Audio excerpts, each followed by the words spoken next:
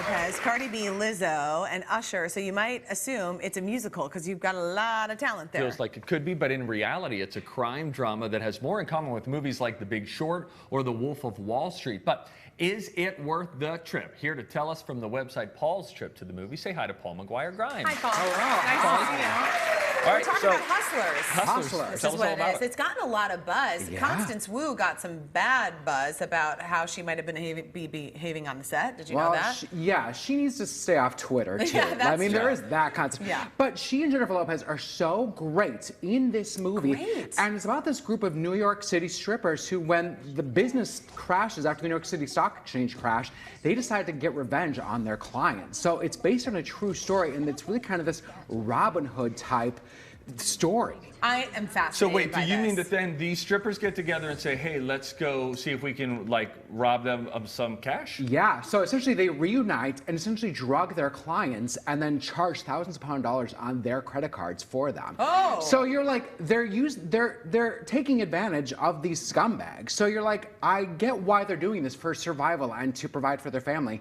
And you don't like their clients, but it's also like... It's wrong. It's wrong. It's wrong to drug people and steal from them. Right, it is wrong to do that, yeah. In most circles. Right. Yeah. But that's what's so good about this movie, is that it makes you think about that in a way that is non-judgmental either. They're not saying that either side is doing the right thing. It's a little bit more complicated It's than very that. complicated, Yeah. but it's not overly artsy-fartsy. It's not like too gimmicky and like edgy and creative. Like, it really makes you think, and all the actors in it are fantastic. One of J-Lo's best performances of her career. I've been hearing there might be Oscar buzz. Do you think that's warranted? I mean, I don't know if it's warranted, but it's a role that finally suits her so well as a strong personality, kind of like the mother leader of this group. It's not a dippy rom-com or the weirdo action flicks that she takes. Like, she owns this movie, You do and very she good is descriptions. flawless. Wow. Dippy rom-com. Dippy rom-com. I mean, she's been stuck in some stupid movies Yeah, lately. that's true. Ticket stubs. 4 out of 5 ticket stubs for this. I think Wow. it'll really take you by surprise. It has a great soundtrack. Go in with an open mind and then talk about it afterwards. Pumped. All Interesting. right, that's great. Now we move to a movie that I haven't heard of. It's called The Goldfinch. Is this? You must not be in your book club, Steve, because this is based on a Pulitzer Prize-winning novel by Donna Tartt. It's about this young kid named Theo who witnesses his mother's death after this explosion in this art museum and how he holds on to this painting, The Goldfinch, throughout the rest of his life. Wow. That sounds like a pretty heavy starting point. It should be. And you get that out of the book, but the movie is missing all of that emotional journey and arc, and the understanding of what happens to us as children affects who we are as adults. Oh, that's really sad, Yeah. because you think, like, if people love this book and they're so excited to see it come to life on the screen, they're going to be It's tough. disappointed?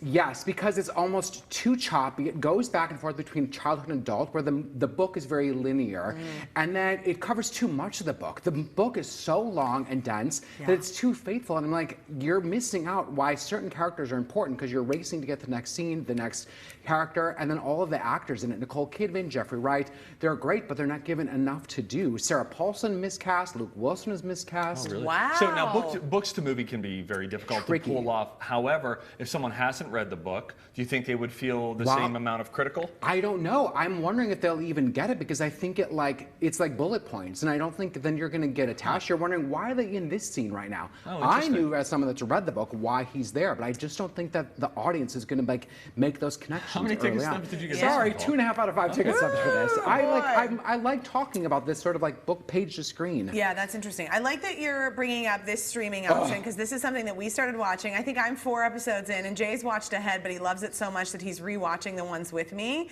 It's Mindhunter. This is one of the very best Netflix series to date. I'm obsessed with this show. It's so good. Season 2 just dropped on Netflix. It's 9 episodes, and it's based on a true story about FBI agents in this behavioral science unit in the 70s that would go and interview known criminals and serial killers to then learn and try to potentially track down the ones that are kind of on the run. So in this season, we see them interviewing David Berkowitz, Charles Manson, to learn more about the PTK killer and the Atlanta child murders. The first season was fantastic too. So You I haven't will seen any of the love second. season 2. We're only into season 1. And what I love about this show, and we talked about it on the show a couple months ago and then got into it, it's very slow. So when you Right. first start watching it, you're kind of almost like unsettled at the pacing, and then you go, oh my gosh, this slowing There's a down reason is for great. it. Yes. Because they really allow you to like sit in on these interviews and hear these killers talk about what goes through their minds. And a lot of the dialogue is taken from real transcripts. And you want to be watching it, not just looking at your device, too. Oh, you want to be yeah. actually watching it. The sound Paul, design thank is very you. particular, yeah. That's really Thank good. you. Mindhunter, watch it. Appreciate that. You can visit Paul's YouTube page, which he's got, for a Q&A with Timothy Chalamet and Nick Sheff from Beautiful Boy. I love that movie. You can also listen to Paul on the Colleen and Bradley Show. That's on My Talk 107.1 every Friday. He's also got a podcast. It's called Paul's Trip to the Movies. There you go. He used to have a podcast. He'll have a podcast again. Whatever. No more podcasts? And don't get emotional about it. You used to have one too. Don't listen to his podcast. Up next, we're going to take you